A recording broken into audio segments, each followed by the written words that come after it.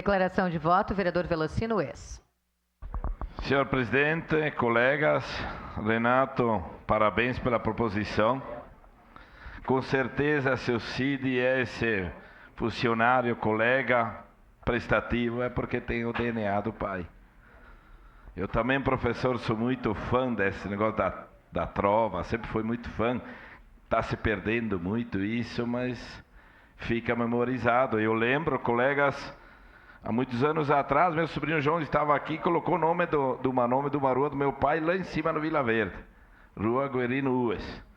E eu disse pro meu sobrinho, pá, mas não tinha, vai lá ver o que é hoje aquilo. Então, parabéns, Cid, por ter essa história do teu pai, que não se deixa de dizer emprestou o nome para a cidade.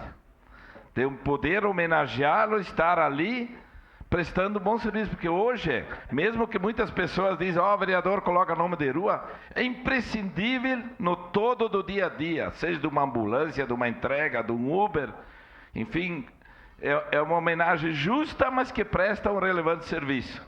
Parabéns, Cid, pelo teu trabalho, em várias oportunidades, não agora, ultimamente, mas muitas vezes, que estive junto com o prefeito Odilon no ir e vir, e toda vez que ele via ou a gente apontava um buraco ou algo parecido, toda vez ele ligava para o Cid e eu sou testemunha disso. Por quê?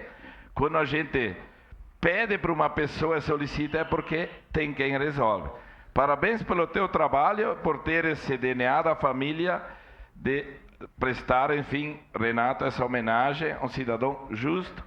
Continua assim. A cidade precisa de pessoas assim.